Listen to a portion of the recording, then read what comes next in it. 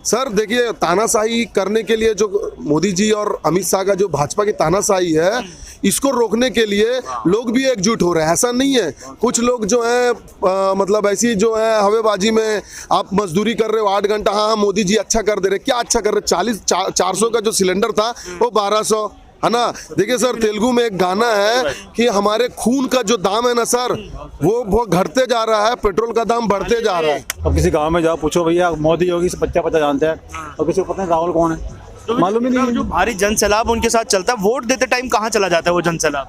वो सब गायब हो जाता है, उनको धीरे शाम को भाई सुविधा शुल्क मिल जाता सबको, वो चले जाते फिर वो।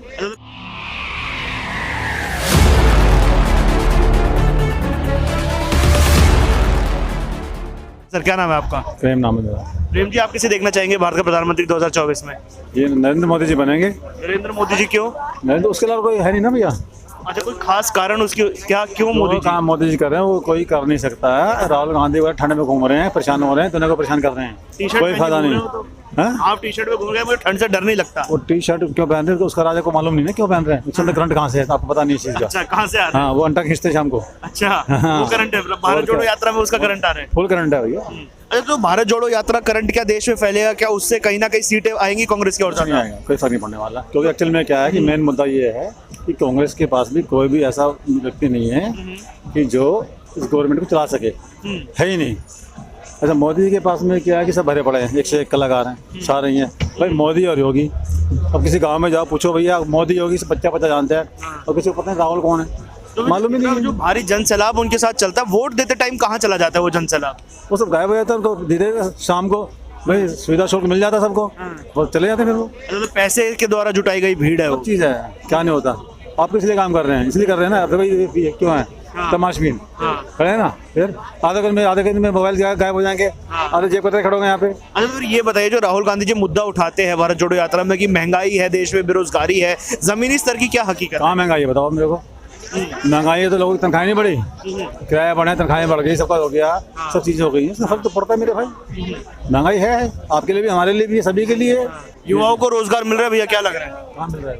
नहीं मिल रहा भाई। नहीं मिल रहा आपको?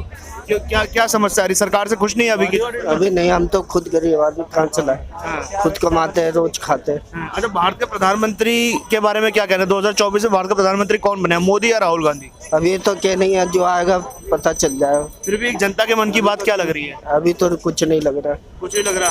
राहुल गांधी भारत जोड़ो यात्रा पे निकले हुए हैं, कह रहे हैं मैं गरीबों के साथ हूँ, मैं भारत को एक जोड़ दूंगा। भारत कैसे टूट रहा है, क्या जो भारत जोड़ने की जरूरत है? भारत कौन जोड़ेगा, ऐसा तो कोई नहीं जोड़ता, सब गरीब कमाता है, रोज मजदूर आदमी कहाँ से लाया, रोज कमाना रोज खाना। 2024 में मोदी वर्सेस राहुल गांधी में कौन जीत पाएगा? 2024 में मोदी जीतेगा। मोदी जी क्यों, क्या कारण है? कारण इसमें ये है कि बहुत बढ़िया काम किए हैं वो। हाँ, राहुल गांधी भारत जोड़ो यात्रा पे निकले, कह रहे भारत टूट रहा है, मुझे जोड़ने की जरूरत है। उससे कुछ नहीं होगा। हाँ, जोड़ने से कुछ नहीं होगा। वो मुद्दा उठाते कि भाजपा ने तो देश में नफरत की राजनीति करी है, महंगाई फैला दी, बेरोजगारी कर दी। ऐसा मोदी जी ऐसा है कि बहुत बढ़िया काम किए हैं, ठीक है। हाँ, ऐसा है कि जो हमारा राम मंदिर था 3 साल में ये क्यों नहीं बनाया? राहुल गांधी क्यों नहीं बनवाया? प्रधानमंत्री था 70 साल, इन्होंने क्यों नहीं बनवाया? मंदिर के अलावा और भी तो मुद्दे हैं देश में, महंगाई का है, बेरोजगारी का है, युवाओं को रोजगार नहीं मिल रहा। रोजगार क्यों नहीं है? रोजगार बहुत कुछ है। हाँ, मिल रहा है सर, रोजगार मिल रहा है युवाओं को, महंगाई कम हुई है। उनका कहना है आत्मनिर्भर बनो, इतने उन्होंने स्किल चलाए हैं कि कोई लागू नहीं, वो कोई चाहता ही नहीं है, और चाहता है नौकरी मिल जाए ओबीसी में, फलाने में काम छोड़ता नहीं, नाई का काम दूसरे ने पकड़ लिया, हलवाई का किसी का पकड़ लिया, काम छोड़ के भग रहे हैं, नौकरी चाह रहे ओबीसी की। अच्छा, वो आ जाए बस काम खत्म। अच्छा, मतलब सबको कहीं ना कहीं ये है कि जो योग्य व्यक्ति है उसको रोजगार नहीं मिल पा रहा है, ऐसा लग रहा है। योग्य व्यक्ति को तो पहले मिल रहा है, वो काम करने की इच्छा तो रखे। अच्छा, काम करने की इच्छा खत्म हो रही है, इच्छा खत्म हो रही है, नौकरी की चाहिए बस। सर क्या नाम है आपका? मेरा नाम के राजू है। आप किसको देखना चाहेंगे भारत का प्रधानमंत्री 2024 में? राहुल गांधी को। राहुल गांधी, क्या कारण है? सर कारण ये है कि जैसे अभी आप बता रहे थे, नफरत की जो राजनीति है बढ़ते जा रही है। कई बच्चे लोग ऐसे लोग हैं जो हिंदू मुस्लिम अपने राजनीतिक लाभ के लिए भाजपा हमेशा यूज़ करते हुए आई है।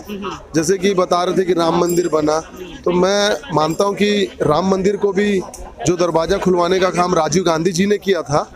और भारत में इतने सारे मंदिर है, बालाजी है, तिरुपति बालाजी, साई मंदिर, इतने बहुत से मंदिर हैं। आप जहाँ जाके मंदिर का तो कोई मुद्दा है नहीं, केवल एक मंदिर को दिखा के आप ये नहीं कह सकते कि हमारे यहाँ पर मंदिर वो है। बाकी रोजगार की बात मैं इसलिए कहना चाहूँगा, हर गरीब चाहता है कि कम से कम उसको रोजगार मिल जाए तो थोड़ा से वो अपना जीवन यापन कर सकता है। बिजनेस तो पहले भी करते थे, ऐसा जिसको जिसमें रुचि थी वो अपना क्षेत्र चुन लेते थे। लेकिन जो पढ़े लिखे लड़के हैं जिनको नौकरी की दरकार है, कम से कम उनको नौकरी का जो है, देखिए नौकरी का बात ऐसा है कि नौकरी नहीं मिल रहा ऐसा नहीं है, उनके जगह पे कॉन्ट्रेक्चुअल बेसिस पे तो लिया जा रहा है, उनसे तो काम कराया ही जा रहा है और उनको जो मिनिमम वेज है वो भी नहीं दिया जा रहा है। तो मेरे कहने का मतलब ये है कि भाई जब कॉन्ट्रेक्चुअल लेबर पे जो कर रहे हैं उनका जो मजदूरी है वो तो कम से कम मिले। ऐसा नहीं कि जॉब्स है नहीं, जॉब्स हैं, लेकिन उनके जो है उनके स्थान पे ठेका श्रमिक को रखा जा रहा है। तो आपको क्या लग रहा है कि अगर राहुल गांधी जी आएंगे, उनको सत्ता मिलेगी तो ये चीज को ठीक कर पाएंगे? क्योंकि हमने 2004 से 2014 के बीच में देखा कि मनरेगा में वैकेंसियां खाली थी, फर्जी आधार कार्ड के नाम पे सिर्फ सैलरी जा रही थी, लोग नहीं आ पा रहे थे। सर ये तो सही चीज बता रहे हैं, क्योंकि फर्जी जो है हमारे देश में कई सालों से चल रहा है। लेकिन सबसे बड़ा मुद्दा ये है कि सर रोजगार का अगर इधर व्यापार, देखिए आज अगर आप यहाँ पर अगर लोग आए भी पूछेंगे ना, दिल्ली के कम लोग हैं, बाहर के लोग ज्यादा हैं। उनकी दिनचर्या आप समझो, दिनचर्या ऐसा है कि सुबह 6 बजे से लेकर रात को 12 बजे तक मजदूरी करते हैं, वो अपने परिवार से दूर रहते हैं, है ना। ठंड का मौसम है, परिवार से दूर, बच्चे क्या कर रहे हैं नहीं कर रहे, तो ये सब बहुत बड़ी बात है। क्योंकि यूपी बिहार सटा हुआ राज्य है इनसे, और यहाँ के ज्यादातर लोग हैं, इनको रोजगार चाहिए। अब जैसे मैं बता रहा हूँ सर, मैं छत्तीसगढ़ का हूँ लेकिन मेरा आंध्र प्रदेश है, आंध्र में भी लोग जाके रह रहे हैं एक छोटे से ठेला में। हमें समझ नहीं आ पाता कि जीवन यापन, क्योंकि बिहार से ज्यादातर लड़के रेलवे में, रोजगार जितने भी है, सबसे बड़ा जो राज्य का है वहां पर रोजगार का मुद्दा सबके लिए इम्पोर्टेंट, सबसे बड़ा इंपॉर्टेंट है। मैं बता रहा हूँ भैया, देखिए मैं सबसे यही विनती करना चाहता हूँ कि आप एक चीज को देखकर आप पूरे 70 साल में देखो, आज विशाखा स्टील बेचने का, Nagarnar, Vishakha steel Bhilai steel plant, ये सबको बेचने की जो रणनीति चल रही है, आप ये बताइए एक व्यक्ति को पूंजीपति बनाने का जो षड्यंत्र चला जा रहा है, एक प्रोपेगेंडा है सर। बेचा कहाँ गया? कुछ प्राइवेटाइज करने में और बेचने में तो फर्क है ना सर। मैं बताने चाहूंगा कि सर हम आपको देखना पड़ेगा, आप मीडिया से हैं, आपको देखिए विशाखा स्टील प्लांट में आज 200 दिन से ज्यादा वो लोग ड्यूटी करते हैं, काला बैच लगा के वो अपना विरोध प्रकट कर रहे हैं कि हम इसको बेचने नहीं देंगे।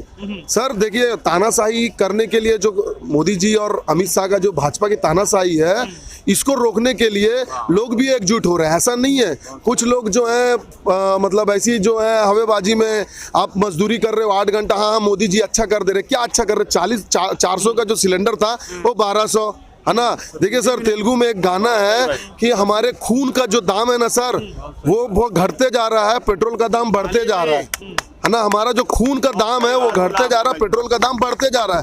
आज हम जो 55 रुपया 60 रुपए का पेट्रोल था वो 110 105, फिर चुनाव आता है कम कर देते हैं। तो मैं चाहता हूं कि युवाओं को कि थोड़ा से आप अपने बैग को देखो। अभी जो बुजुर्ग लोग हैं कि यार बहुत गलत हो रहा है, नौकरी नहीं, कुछ व्यापार करो, तो पेंशन छोड़ दो। आप पेंशन क्यों ले रहे हो?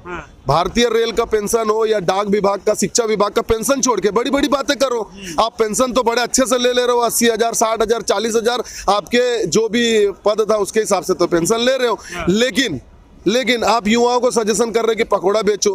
पकौड़ा तो बेच ही रहे हैं, यहाँ पर देखोगे जब मार्केट में तो लोग छोटे छोटे जगह पे बैठ के कुछ ना कुछ तो बेच ही रहे हैं। तो